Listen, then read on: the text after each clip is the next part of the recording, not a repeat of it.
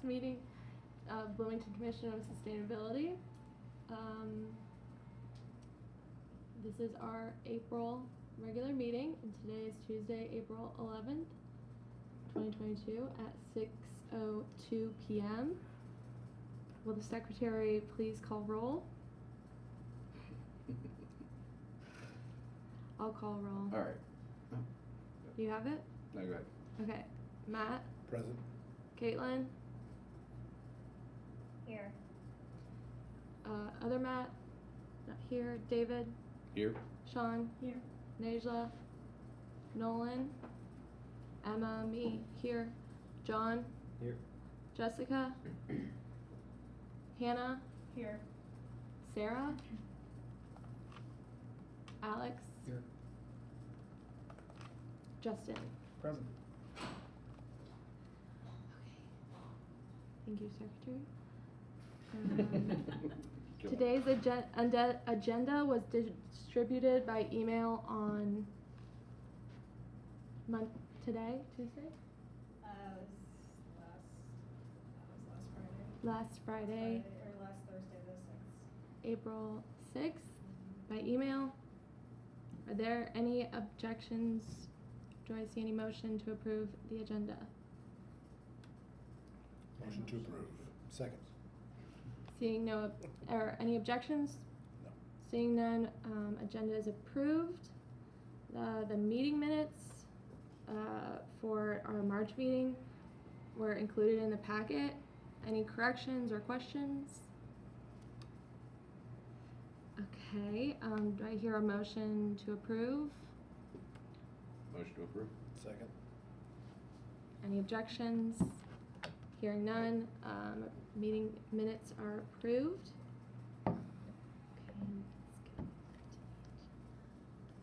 Okay, we're gonna move on to public comment. Yeah. My name is Jamie Scholl. I've been involved in urban agriculture since 2007-8. So I saw some of the development of the things that I don't know who might have been involved or even living here at the time that got included in the UDO. Anyway, I've been back and forth living other places. I'm back now and growing. I do edible landscaping, cottage gardens, and things like that. So when reviewing the documentation of what I used in advocacy back in the day, the Peak Oil Task Force report, I knew the people, many of them who produce this. It's excellent for the details and where we should go. I didn't bring all of my pages on what is now in force for the local food and agriculture, but with looking over the sustainability action plan, I've found that there's a lot of siloed thinking. So before coming, I reviewed the water, and there's nothing in water that includes agriculture, even though it is a priority, you know, something that's in here. I was one of the founding members of the Food Policy Council, and before that, the Community Orchard.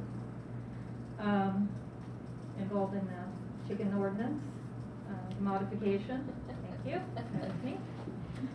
I love the little graphic that was in the newspaper the day after. That meeting went until about midnight, which was unusual back then. Anyway, I'll get to the point. Looking through here, I've got a number of concerns and that we are far behind in seeing what's going on in the world stage and what's happening to the dollar. And, you know, this was some of the things that I was working on over 10 years ago and wanting to see more change. We've lost some community gardens, we have some more garden plots, but even then, that is not enough land for somebody to produce enough food for their family. It's like a little hobby. We don't have, when looking through here, the institutional buying. I don't know a single farmer that would be able to do that kind of quantity. I've also had friends in the restaurant business, good friends, and with one of them, I'd asked him, you know, about this, and he's like, I need cheaper prices rather than what, you know, our local growers can produce. Many of our local growers are on things like SNAP. So how to make that work, I don't know. But I'm going to get down into one of the capital FA3 increase and stabilize the local food market. There is a strategy FA3-A, increase local food supply. That's something I'm very passionate about. The FA3-A-2, revise zoning ordinances to remove barriers to urban agriculture, yard and rooftop food production, edible landscaping and foraging. Examine and pursue other policy levers to increase food production within the city. Utilize available and appropriate parks and rec lands for urban farming and food production. That's something we can do. And I'd like to encourage you, I don't know how many of you may or may not have any kind of hands in the dirt, any kind of, activities outside of here, but there's some difficulties, and we have land. We can utilize this to, why not, with this has been discussed in the past, have an urban farm. We can house our homeless, give them set up something like the WPA, give them support, give them a purpose. And there's things like the soil bacteria that's really good for depression and such. So there's different things that we could do. There's things whenever developing housing developments. A lot of these, because I have clients in them, one of them is getting ready to sell their house because they are not allowed to grow food in the front yard. Okay, this is very typical. So this has to do with planning. There's a lot of things that's going on and that we can address, but that may not be included in here.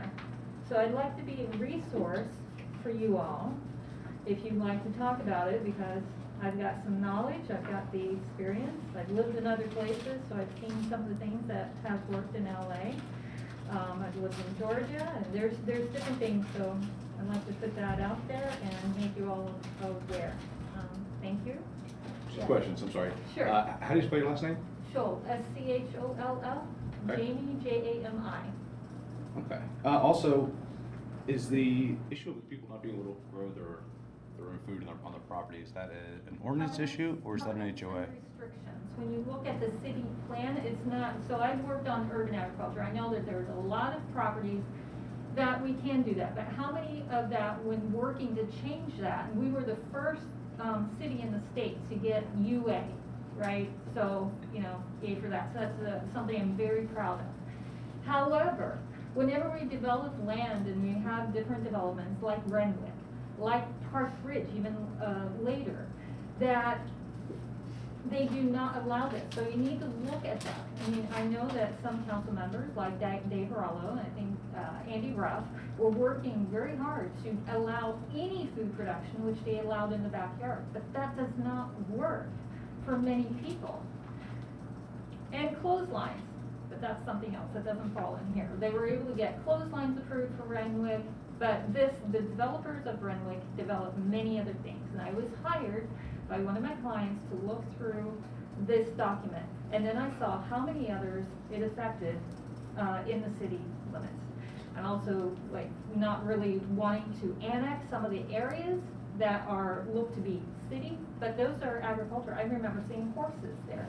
We need to think about these things because, you want to have farms and truck things in. Well, that's carbon emissions. Why not have it down the street and have the horses bring them in, or bicycles, or whatever else, rather than, looking at that. So there's a lot of things. But where does the fixed action lie? Is it a zoning issue? You said it's a city planning? It's planning, approving plans for housing developments that do not allow growing of food of whatever source. They could put any kind of restrictions on it if they wanted to grow food. You can, again, installing an espalier orchard. Okay, so there's very beautiful ways to do that. So rather than looking at that, they just said, nope, no food production in there. So it's the housing developments, and that's what would be approved. Now, apartment buildings are something different, but that is a problem too. Two questions. I don't have a lot of experience with this sort of thing. Mm-hmm. The developers, is it a homeowner association or it's It becomes- development plan that got approved with that clause, basically? Yes, it's in the covenants and restrictions. Okay, So the HOAs, and then. so it is the HOA? Well, it's part of the covenants and restrictions, but then the HOA has to, keep in track. And usually those are nonprofits, there's 3 people that manage it, and who knows how those elections go. So 3 people are able to say yes or no. However, it's already in the covenants and restrictions, and this is something that gets through, I think, on planning. Now, I know, like I mentioned, there have been council members in the past that have tried to stop some of these things or to have it modified. And I'm one of those people, I don't know how many others, but maybe the only one, but I don't think so, who are trying to figure out how do you put food, have something that's edible in the front yard. We're going to have more shocks coming. And seeing what's going on with the dollar, it spurs me, instead of being out planting, waiting for fruit trees to arrive and the strawberries waiting, I'm here because I'm concerned about our city. And it's not just trucking things in and making sure there's food access. We've got to have food sovereignty, we have to have a seed bank. We do not have these, and I worked with other people almost 15 years ago to get this. And we are more vulnerable now than we were then. And it's upsetting to me. Because we have more people, we have more children. How are we going to take care of them? How can we take care of ourselves? We need to empower each other to do this. So, Yes, I'm sorry. I guess my next question is what, and this is not a rhetorical question at all, what can we do if it's currently like homeowner rules, planning and such? What are our levers we can pull on as a sustainability commission? It would need, maybe research a pathway for homeowners associations to be able to reverse that. And that is legal. This is a legal process once it's already been in place. So solar went through similar things with HOAs not allowing them to put it on the front side of the houses. And I don't know if. Oh, that's ridiculous. Yeah, I completely agree, right? Even if it's south facing, you can't put it on the front side. So there have been states that have said that HOAs cannot restrict the placement of solar on a home. So the state made a law that was overarching and said too bad HOAs. So my philosophy is just grow the food and then don't ask for permission. But then you And get, like my clients, where they were going to be fined. Right. And they were But going back and forth. but that and all forces these the different issue things. to be. Tell them it's ornamental. Yes, and then they sell their house and are moving next month. That doesn't help That's terrible. anyone else in those neighborhoods. So, Because, so they did try and do that, and Yes. because of the issues, they ended up moving. yes. That's ridiculous. Yes. Oh, well, thank you, Jamie, for speaking and bringing these issues up to us. I'll connect with you and we can maybe have a discussion about how our commission can move forward in doing something. Sure, I love that. Appreciate it. Did you have anything? I don't, actually. I'm a local resident, and, excuse me, was just curious about how the commission operates. I thought I would come in and sit down and just listen a little bit tonight. So my name's John Blackheader. I'm just here in Bloomington. So, yeah. I'm a landscape architect by background. Don't do a whole lot with that anymore in my profession, but I work for a local engineering and site planning company and spent a lot of time here in City Hall about 20 years ago. So being involved in a little more is something of interest, and I think this is a worthwhile effort, and so I just wanted to come and hear how you guys operate and see. I don't know if there's even any vacancies on the commission anymore or not. I don't think we currently have any. Yeah, Sarah had to resign, so. Oh, So we do currently have a We vacancy. do currently. Oh, you do have one? Yes, Okay. so if you're interested. Apply Alright. online.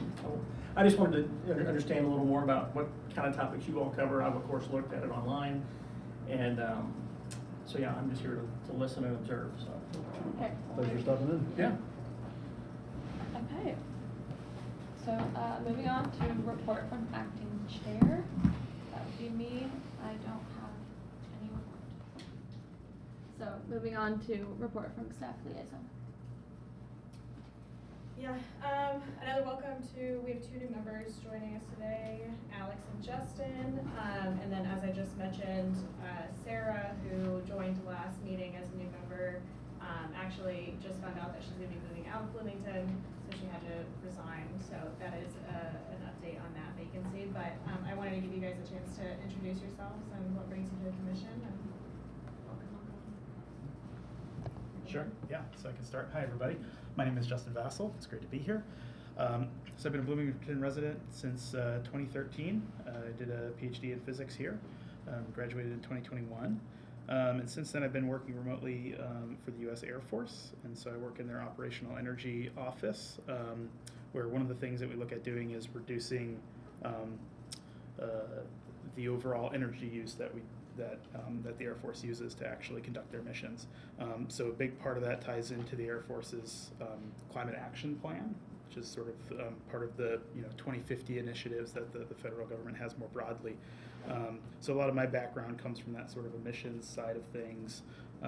Back when I was a grad student, I was involved with the graduate student government, and during my time there, we were also doing a lot of work trying to convince the IU Foundation to divest the endowment from fossil fuel companies and that sort of thing. So Many people have been trying to do that. I know it's been a long road. Boo IU. But Not sponsored. Just by Matt Austin. But yeah, that's sort of my background. I'm interested in getting to know sort of the other sides of sustainability and finding ways that I can contribute there going forward. Okay. Wonderful. Hi, my name is Alex Hakes. I am very happy to be here today. My background comes from primarily private corporation sustainability work. For the past 3 years, I've worked as a director of sustainability for an e-commerce organization called Caffeine Junkies, where they seek to sustainably, with zero emissions, ship and produce coffee both here in the States as well as gaining from Costa Rica, Tanzania, India, all that kind of stuff, making sure that what we're doing has a zero carbon footprint and everything's sustainable for our consumers, not only here in America, but in both Costa Rica as well as the other countries. Currently an MPA student over at IU in sustainability. Really wanted to join this commission for the mere purpose of helping Bloomington become more sustainable. Much like we've heard from public comment, it's a long road. Even though Bloomington is one of the forefront of sustainability, I would like to help make an impact to make this city as best as it can be. So very happy to be here today. Welcome. Thank you, guys. Another thing on my list, so I recently went through, the city had a training for the state of Indiana's open door law, which is basically rules for holding commission meetings publicly. And so last meeting, I know we had a lot of questions specifically surrounding quorum. And so I had a few answers for that. One, quorum only counts for the number of attendees that are attending in person. So I wanted to clarify that. No, I do not count. I am just a staff liaison. I'm not a member. So And for that, Matt doesn't count either, right? Flaherty. Flaherty, sorry. Our ex officio. I don't. He's technically listed as a voting member, Oh, so I'll have to get clarification on that. So Okay, I'll sorry. list. No, you're fine. Yeah. Any other questions that you guys have clarification wise that I can take? I have to take that back to legal and get more information. But yeah. So for quorum, obviously a majority of the board members, we have 14 seats. So as long as we have 7 in person, we can hold official business and vote. So there's questions for that. There was also a lot of information about participation, especially hybrid participation. So again, being present online, you don't count towards quorum, and you can't participate in more than 2 consecutive meetings remotely or more than 50% of total meetings annually remotely. The consequence for that is the 3rd meeting consecutively that you attend remotely, you technically can't participate at all. And for you to participate remotely, you have to be seen and heard, so cameras and microphones have to be on for the meeting. All of those things just kind of make us subject to any of the consequences associated with open door law should anybody kind of bring that to our attention if we don't follow those rules. So, apart from that, Was it 2 in a row? yeah. Or Yeah, rather- 3 consecutively, yeah. Make sure I covered. There's also something called memoranda, which was apparently new to literally everybody in the city. So for every meeting, we have to take notes that are not meeting minutes, that are just very casual outline of what happened during the meeting, and we have to hold on to those and retain those forever. So we'll do that as the staff liaison, so you don't have to worry about that, but that is being added to the BCOS folder as well, just so everybody's aware that has access to those. It has to include date, time, place, and then it's just, again, a much more casual version of meeting minutes. Is that an official duty of a elected official? Mm-mm. Okay. No, somebody just has to do it, and Okay. yeah, so. And then again, if anybody has any other questions that come up, feel free to ask them or let me know, and I'll try to get some more clarification. And then the only other thing is for notice or for agendas for meetings, since we do a notice and agenda combined, those have to be 48 hours in advance of the meeting. So since our commission meetings happen on Tuesdays, I have to start posting those on the Friday following. And so just as an update, when I send out emails, I'll send them out the Monday, prior, and then you'll have until Friday. That's, I think, a little bit earlier than we've done in the past, but just as an update on the timeline there. All good there? Okay. Third and final reminder that we currently have the Earth Day Challenge happening. If anybody is interested in participating in the Bingo Challenge, there's super cool prizes. We have artwork from local artists, and again, big grand prize is winning a stay at the Net Zero Tiny Homes in South Bend. So our Earth Day site online has information on how to participate in all of that, and we send daily tips on how to accomplish a wide variety of the actions. So certainly encourage you guys to participate in that. And then again, Earth Day event. So Bike to Earth Day is going to be our first annual. We're hosting that with the Transportation Demand Manager in our department. We're going to have an EV ride and drive, food trucks, activities for kids, and then just probably close to 20 vendors there to talk about a wide variety of sustainability and alternative transportation options. So that'll be super exciting. That's Saturday the 22nd at Switchyard Park from 1 to 5. So encourage everybody's attendance there. And then two things to just briefly touch on. One, the city's going to be updating our climate risk and vulnerability assessment this year with our McKinney Climate Fellow over the summer. And we're going to be working on putting together a task force to help us run those workshops for information gathering. We were really focused on making it a community-based climate risk and vulnerability assessment so that we can really hone in on things that are very specific to Bloomington residents, as opposed to the one that we currently have, which is a bit more general to Indiana and a little bit to Midwest, but not necessarily, community-based. If anybody's interested in learning more about that task force or being a part of it, please reach out and let me know. I'll probably reach back out to you guys again during the summer when we're starting that. And then lastly, we are still working on putting together a climate action plan dashboard. So it's going to be like a public-facing dashboard that tracks progress on our climate action plan. We've been working on that for a little while now, so hopefully by the end of this year we'll have one. But I am interested in hearing people's perspectives that are interested in providing feedback on what they'd like to see, either as a resident or as commission members, what you'd like to see a dashboard show. Matt has seen it, met with the person that's kind of working to build out our dashboard, and was able to provide some insight there. So if anybody's interested in that, again, please feel free to reach out to me, and I'd be happy to share that with you. That's all for me, and I can handle Matt's as well. Okay. And then for Matt, he wasn't able to make it today.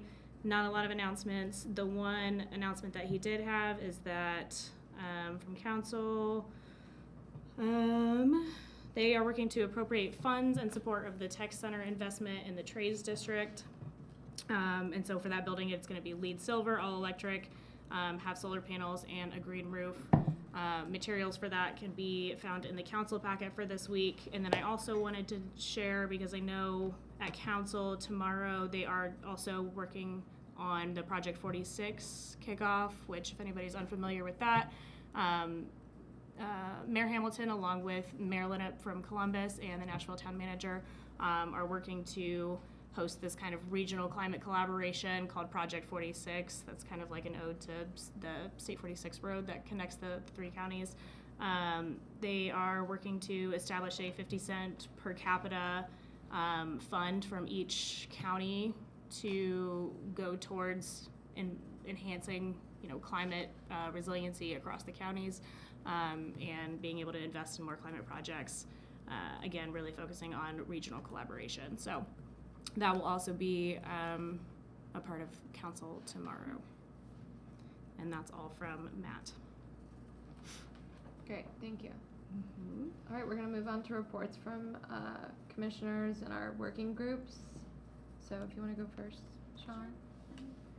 So I lead the heat management task force.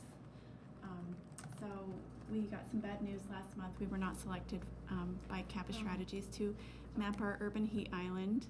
So we were disappointed with that, but Hannah Gregory and I, we've got an alternative plan. So I'll let Hannah talk about that. Yeah, so we met with, so to give you guys some background, I also am a research associate with the Environmental Resilience Institute, and I'm currently on a grant called I know I brought this up last meeting, the EPA Environmental Justice Collaborative Problem Solving Cooperative Agreement Program grant. Right. Yeah, so we have that, so we currently have a project with Keep Indianapolis Beautiful and the Environmental Resilience Institute, looking at establishing urban trees and green spaces and also collecting some sensor data for heat and air quality. So we've already written a grant, and so we're looking at the next year's opportunity, so building a proposal for 2024. And unfortunately, the deadline for this year was, I think, this Friday, and it's a really hefty grant.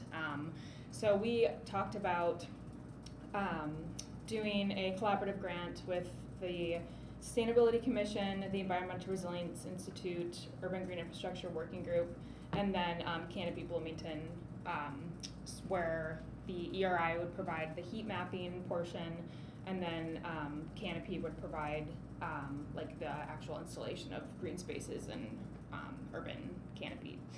So it has to be submitted by a local nonprofit partner, which is why we decided to bring in Canopy.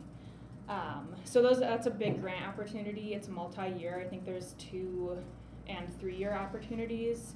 I think they start at $100,000, so it'd be quite a bit of funding for both heat mapping and establishment of trees and green spaces. So that's something that we are getting like a small group together to talk more about, getting a small group of Sean and the other heat management task force members, the ERI, and then Canopy, so we can talk more about that, and I will update everyone as that moves forward. Hannah, is there not some way to use remote sensing or drones to do like thermal imaging? So that's, assessment that way? I'm not sure how, so we would be working with Dana Habib, and she has done some preliminary heat mapping in Bloomington. I think it happened in 2018, and it's a comprehensive heat map, and I'm not quite sure how she did it. It might have been using drones and thermal sensing, but yeah, I remember the protocol that grant program had developed looked very intensive, and it seems like, if the solution is going to be planting trees, and the question is where to plant them. I think the purpose is to collect near surface heat data. If you're collecting it from a drone, that's not really going to collect the temperature where people are. Yeah, well, it seems like you could get good enough data to get going with it. If the solution is like trees, for example. It's like, well, it seems like it might be good enough. Yeah, well, I think that we may, trees would just be like one, we would possibly pull in additional partners as well, like, so there may be like some green or gray infrastructure solutions as well, like heat or cooling shelters or like water fountains and stuff like that. So it wouldn't just be trees, it would just be one facet of it. And possibly cool roofs, green roofs. Yeah, exactly, so, yeah. Thanks, Hannah.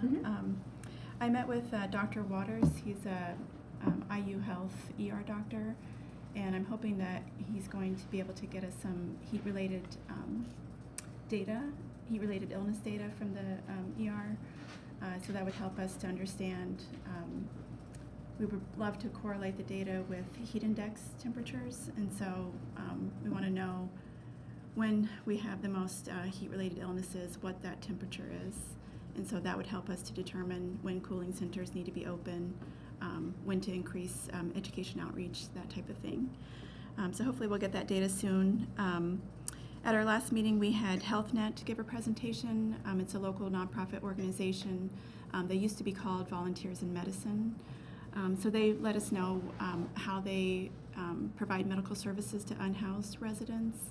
And so we talked and we decided on a short-term goal for us to work together would be to create an informational pamphlet for unhoused residents to let them know what heat-related illnesses are, what the symptoms are, and the list of medications that interfere with your body's temperature to cool itself. And so a lot of that information is not out there presently, and so we felt like that would be a good first start.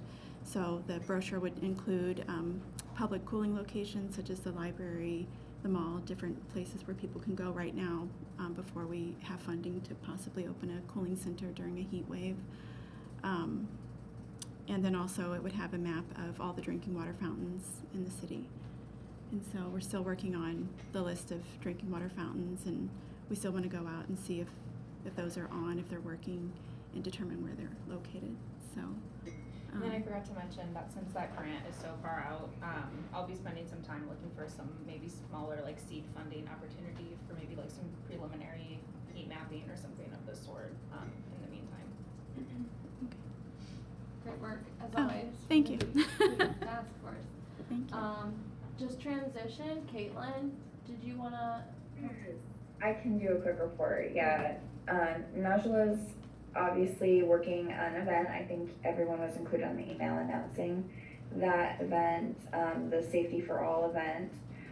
So I did get to zoom in to that. It started at 5 o'clock today, and it was pretty interesting.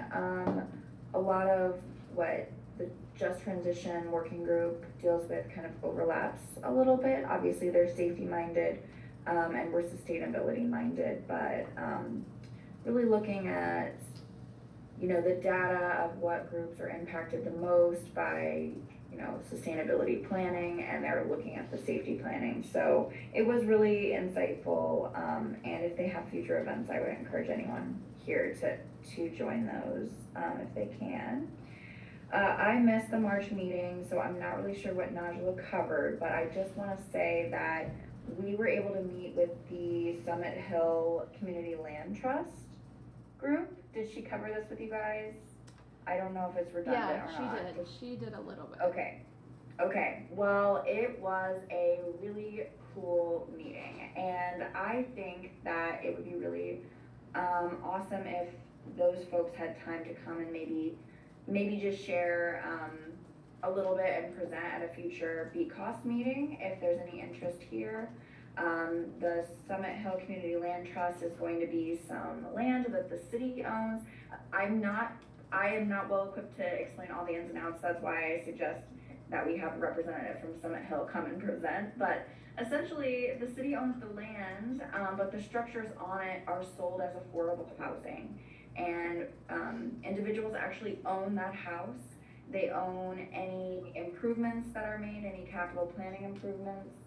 And they own any equity in the property after they sell it. You know, let's say they live in it for 5 years, whatever interest is gained, they would be able to take that. But the land, actually, the city retains and owns always. And then the home, the city would help manage the resale of the home so that it could go to another low-income individual for a first-time home. So it's a kind of interesting model, and I think the way that relates to sustainability is that they're building this neighborhood to be all electric. So electric stoves, basically all electric heating, all that. And so, yeah, I found it to be a really insightful presentation, and if any of the other working groups or any members of BCOS had any ideas, I know Summit Hill was talking about, since they need electric appliances, maybe there could be some sort of grant program or program to help low-income folks who are purchasing these houses get those, stoves, ovens, all of those appliances, electric appliances, and maybe some other things that are in the works. They're involved in a lot of things, but I found it a really insightful meeting. So I don't know if that overlaps, but just something that I wanted to bring up. In addition to that, I've been working on trying to collect a little bit of data. We're trying to figure out how impacted different groups, marginalized groups are, and as we kind of look at the Just Transition sustainability model. And one way we're trying to do that is to try to figure out how many unhoused people, how many unhoused fatalities that the county has. This is not data that the coroner's office currently collects. So I've arranged a meeting with the coroner, and I'm just gonna learn a little bit more about their processes and what data is recorded to see what the barriers of entry might be for them to start collecting that, So yeah, that's a little bit of a check-in on where we're at. Any questions for the Just Working group? The Just Transition. Thanks, Caitlin. Okay, thank you. Okay, so moving on to waste management. No updates from us. For the new members, we are working on, our primary is creating a program called Compost Captains. There are plenty of folks who already compost, and we're looking for people in neighborhoods who already compost to be willing to take on neighbors' food waste so they can start composting it themselves. That's the basic idea, but then moving up where people get educated and start composting their own, with the eventual idea of growing their own food. But you gotta enter somewhere. So we're building the idea and kind of working out all the kinks. So we're looking for more folks to join, because right now it's just us It's two. just us. Yeah, that leads me into that. So these are our three working groups that we have established right now. You guys are welcome to join them. You don't have to as well, but this is just a way to dive right in and get more hands-on. Or even create your own work. Yeah, or create your own if there's something else. We established these through just based on the personal interest of us on the commission. If you want to take a look at our climate action plan, and if you see some goals that you feel really passionate about and feel like you can work towards, you can create your own working group. You can be your own working group if it's just you as well. So just moving forward, that's kind of an update. Yeah, John? I thought on that, with a lot of these ideas, a lot of these working groups and kind of the goals and whatnot of this commission, sustainability in general, a lot of good ideas and a lot of okay, now we need some resources, Yeah. I wonder if it would be worth having a working group that's basically grant writing. Sure. I mean, as thrilling as that sounds to everybody, I know, but I don't know. I wonder if that would be a realistic. It's a good idea. contribution. We haven't had the need. We haven't had the traceable need for Sure. for funding. But if there's a project that needs funding, certainly we look to all resources, partnerships, Yeah. grants, maybe city money that's allocated for something along the same lines. Additionally, for the new members, we just recently adopted the UN's 17 SDGs. You guys both familiar? Fantastic. We are trying to align our projects to those, so it'll help us to identify these grant opportunities by, if you have ideas or if you're working on something, identifying what SDG that aligns with, or two, not three, we'll go into that later. But yeah, if you're already familiar with it, great. But we're trying to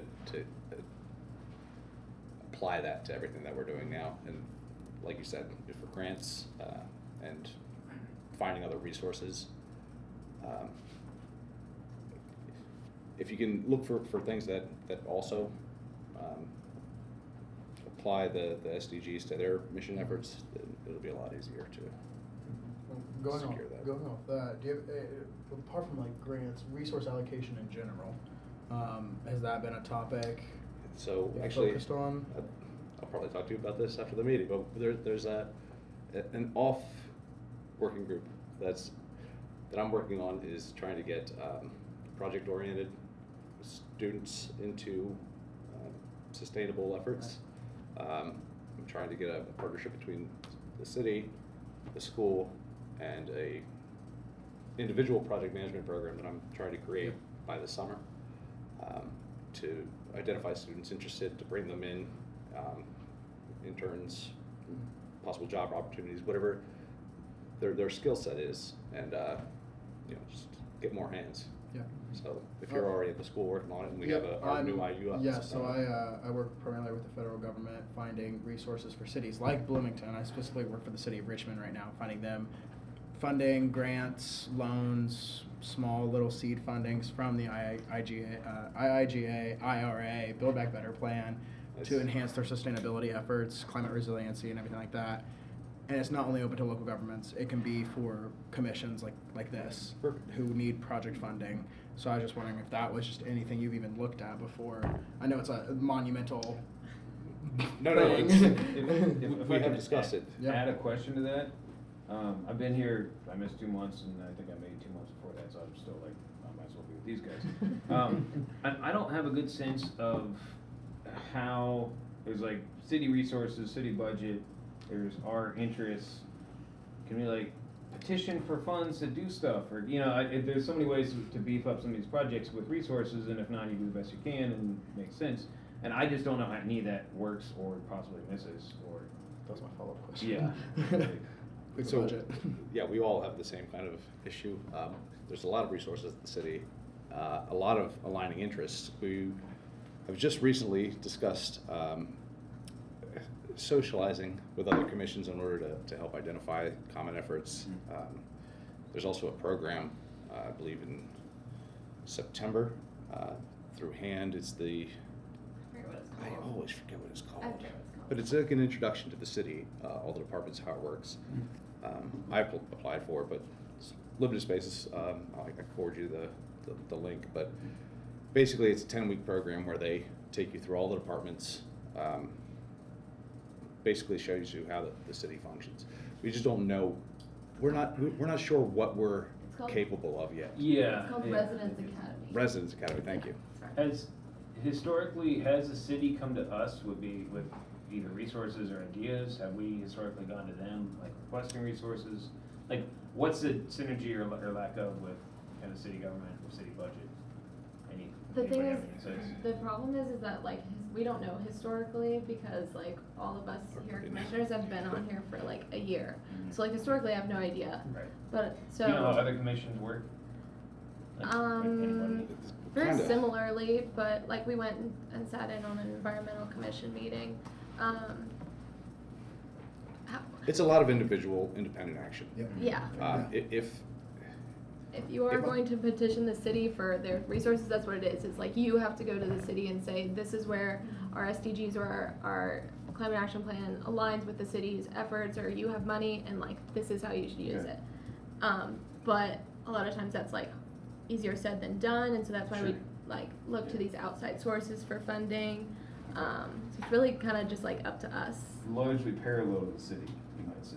Sure. The, like city budget. Yeah, the city's not just offering us money. Yeah. Yeah. By any Fair means. enough, And, yeah. and granted, they just had the new tax, which is whatever, $5 million towards combating climate change, but how do we get access to that? Right. And No So idea. the Are we part of that? 2023 budget has a certain amount of money allocated this year for developing small grants for potential commission projects, Great. potential in collaboration with, Would- some of the ongoing programs that we have. So that's not been developed yet. That's in the works kind of a thing, but it's something to look forward to this year. Now that we do have the local income tax, that's something that we've built into the budget to start making a more easily accessible thing for your guys' projects, so. And whether we apply for that or we ask Matt, our, ex Yeah. officio, Yeah. to do that. Or they come and they say you each get X number of dollars, how do you want to use it or something? That's my question. Do they levy it to all of it, to every commission, or the commission has to go in and say, okay, you have this development money? so there's a treasurer, which, hi. But again, we haven't had a need for, and this is how it was explained to me when I took on the role, was we haven't had a need for funding because we haven't had, all the projects have been pretty much individual efforts and They've been partnerships. Early on, there hasn't been a project like Right. developed further enough that it's like, now we need funding.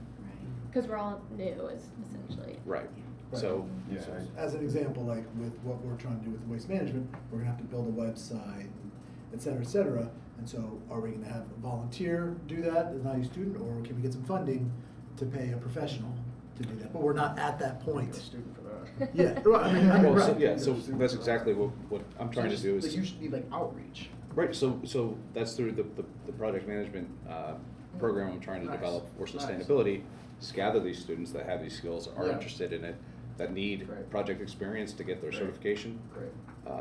The PMP, The PMP, yep. yeah, so any work that they do with us counts towards Nice. their hours. So that's another incentive, but the primary goal is to get them to help us with the sustainability projects, and then, eventually, some of them may Yeah. join the commission, but Nice. yeah, I'm still in the early stages of that. I wanted to get it around the June timeframe for a soft start, Yeah. but probably by the fall for Yeah. the hard running, and then it'll be a monthly program. For sure. Yep. You got Oh, just the other way to think about it is like, hey, here's a pot of money, what can we do with it, Right, so right. when we do, or if people see opportunities, instead of saying, well, let's get a project to the point where we need funding, it's like, there's funding, let's get a project. And that's how I've often worked with grants, so it's just kind of another, when people see potential, even, seed funds for this sort of thing, it might be time to be like, all right, who wants to form a working group, so that in 3 months we have a grant application to do whatever. That'd be great, and actually, you'd be great in helping us identify those grant opportunities. Having now volunteered Yeah. to do that. Yeah, right. Yeah. And it's a lot easier if you ask, like in these small beginning stages, it's a lot easier if you ask for money now Mhm. and maybe get a little bit of money and show progress, and then later come when you need this big sum fund, Yeah. they'll be more likely to give you that fund showing the Yeah. demonstration of your project. Yeah. So I mean, I feel like a lot of the projects we would wanna do, we don't end up doing because we're like, well, where's the money gonna come from? Versus Right. either getting a little bit or assuming right. that you're gonna get the money, or act as if you already have Yeah. the money moving forward in that space. You're gonna be more productive. So now we know that there's a development fund for commissions. You can take that and see possibly if you could like create a budget for the project, see what they need. It wouldn't surprise me if the And common so council. for clarification on that too, so you had asked, is it just gonna be divvied up amongst all the Right. commissions or whatever? So for the ED Lit, I can only speak to sustainability budget, so 1.6 million is allocated annually from ED Lit to specifically asked to go towards climate action plan implementation, support of sustainability, et cetera. Really exciting, sustainability officially has like an actual budget. And so we have allocated a certain amount of that to the potential development of a grant program for the Commission on Sustainability to support ongoing efforts, potentially any other. So that might integrate like environmental commission as well, or other, departmental projects that can work in collaboration with the commissions, but it has to be something that's in support of the climate action plan or sustainability. So, don't know what that'll look like quite yet because we haven't developed the program, but that is something that should be in the works this year, so. And that's where it'll be important to align your projects with the SDGs. Absolutely. Okay, great discussion. Appreciate that. We're gonna move on to discussions, not resolutions, because we have elections, and I wanna make sure that we get that done. So, I will go through and just tell you about what the positions are, and I'll read the little description, and then we can discuss interests or nominations. Does that sound good? Mhm. Okay.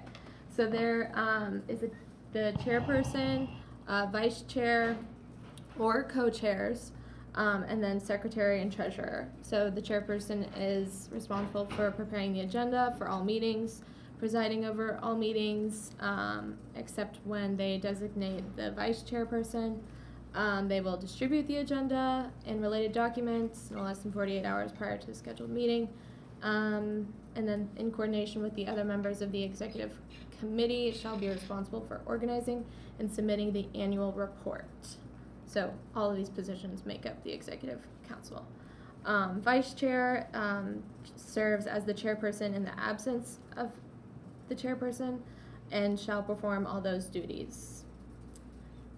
In the absence of the secretary, the vice chair will serve or appoint a member to serve as the secretary. And then the secretary will keep for every meeting written minutes in which the results of any vote are recorded and, when appropriate, specific findings of facts and conclusions. And then the treasurer will facilitate the preparation of the annual budget and will facilitate efforts of commission members to identify funding sources. And we will need to vote if we are going to do co-chairs or a chairperson and a vice chair. Make sense? So currently, Dave is our treasurer. I'm the secretary. Najla, who's not here, serves as co-chair, and Joe, who's no longer the commission, was the other co-chair. So, does anyone have any interest in or would like to nominate themselves? Can I nominate you for chair? Second. Let's vote on it. Okay, we can go ahead and vote. Well, are we doing chair, Do we- vice chair, or are we doing coach? No, I'll I'd just- volunteer for vice chair if Yeah, you're that's doing fine. chair. I accept that nomination. All right, next. Okay, so all in, I think we have to do a voice vote. Mhm. Okay. Do you have the list? Yeah. Okay. All right. So for electing Emma Ferguson as chair and David Maynor as vice chair. Running on the same ticket. Well, we'll go through for you first. Okay. All right, so call for votes for nominating Emma as the chair. Just say aye. Emma, Can I vote? Aye. you can vote for yourself. Okay, aye. Yes. All right. Myself, I also vote yes. Matt? Aye. Sean? Aye. Caitlin? Aye. John? Aye. Hannah? Aye. Alex? Aye. Justin? Aye. Unanimous? Great. You are now the Thank chair. Thank Go through vote Okay. for vice chair? Yeah, voice vote for electing David as vice chair. Okay. Emma? Aye. Myself, aye. Matt? Aye. Sean? Aye. Caitlin? Aye. John? Aye. Hannah? Aye. Alex? Aye. Justin? Aye. Unanimous? Congratulations. Thank you. For treasurer Yeah. or secretary? Secretary and treasurer. Does anyone have any interest or questions about those positions?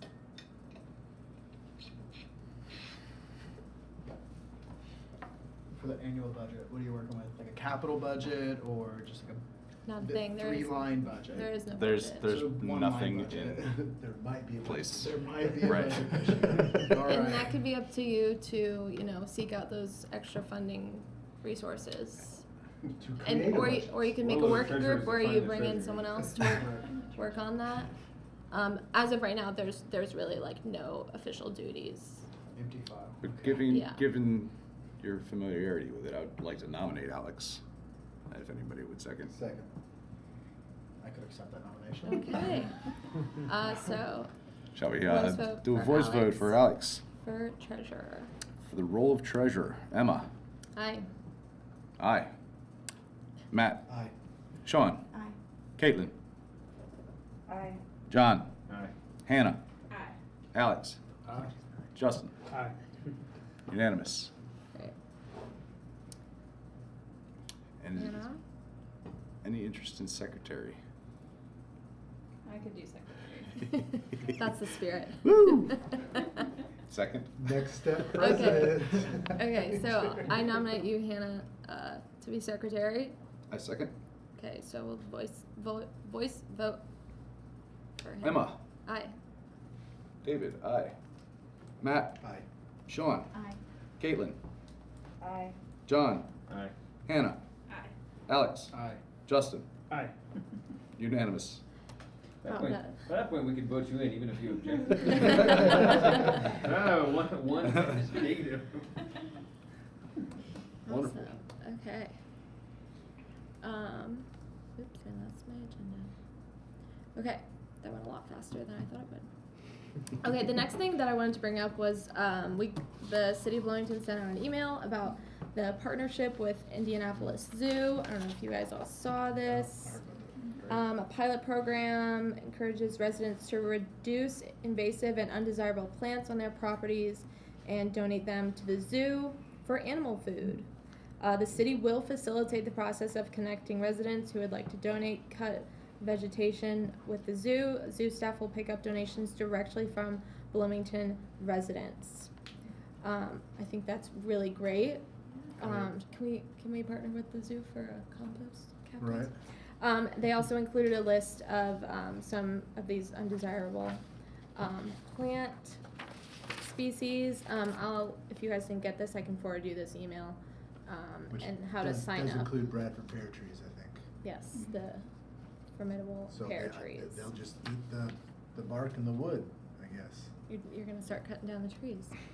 I'm Okay. already drilling holes in the trees. I have a question. Yeah. Do we know like quantity, like how much they can? That's a great question. I mean, it's for elephants and other large animals. Yeah. So my assumption is hundreds of Let me pounds. go to the- Yeah, I just mean like in a single like, cause I Oh, looked at the like a sign single up form. pickup? Yeah, in a single pickup, cause I know that it's for homeowners, but I work with the arborist crew on IU's campus and we have like a ton of So if it's plant litter like daily, so I didn't know if it was something that. Like, So there's only a list, there's a list of 1, 2, 3, 4, 5, 6, 7, 8 acceptable species. Right. So they will be specific. A single plant species will be assigned for each pickup date. Okay. So like calorie pear will be assigned to one date. Be present. Sorry, I'm going through the. Yeah, I read on there, I didn't see anything about Oh, you didn't? quantity, but I didn't know if you had any. I have no. Okay, Do you that's have okay. any insight on it? Okay. Okay. We I can can. figure it out. I'm sure there's someone that we can ask. Yeah, Angela? Yeah, I actually Right. have it, I think I have it for like a meeting Yeah. for upcoming, that I can ask her. Yeah. Oh yeah, it's right here. Okay. Okay, great. What's that program called? Partnership with Indianapolis Zoo. I'm pretty sure that's what it is. And that's to provide them with, It's to encourage the removal of invasive species in a sustainable way. Okay. For you got new guys, we're doing this thing where we're meeting after each meeting as a very informal at what's it called? Crazy Horse. Just as like a way for us to discuss some of these topics even more and not an official setting. And the public is good to- welcome to come. The public is welcome. We don't have to post it or anything. But we're going to do that informally after every meeting. If you can come, great. If you can't, not a problem. But just so you guys are aware, there's no resolutions, no new business. Anyone have any new business to add? Okay.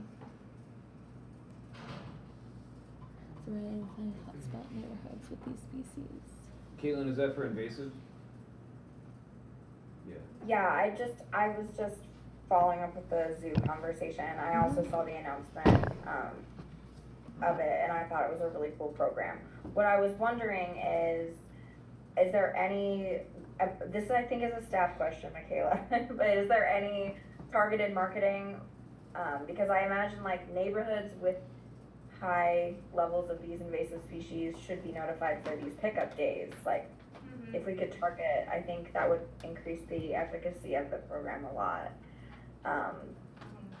So, if there's not something in the works, I don't know, I don't know, it would take a little bit of a collab, I guess, figuring out if any entity has tracked areas where these species are and things like that, but There are plenty just of- wondering, just throwing it out there, Yep. if anybody knows.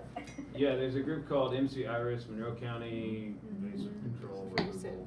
Identify and reduce invasives. Yes, thank you. That if we do anything with invasives in this county, we should go Mhm. with them, through them, behind them, whatever. So that could be a really cool way, particularly, you know, at the zoo, it's like you get kids engaged or something. It's like, oh, rhinoceros is gonna eat my weeds, you know. I don't know. Mhm. But yeah, MC Iris is great, in my experience with them. Yeah. Angela, who is piloting this program with the city, has collaboration and is engaging in conversations with people from parks, MCIRS, a variety of organizations in the community. So I think she's doing a lot of outreach to increase awareness and also make sure that we're bringing in groups that have a wide range of expertise on the topic. So. And there's the Environmental Commission has a lot of people working Yeah. on this that have been doing it for years. They're a good resource, basically for anything having to do with that. All right. Our next meeting is May 9th at 6 p.m. Tuesday here. Do I see a motion to adjourn? A motion to adjourn? Second. Any objections? Seeing no objections, this meeting is adjourned at 7:02 p.m.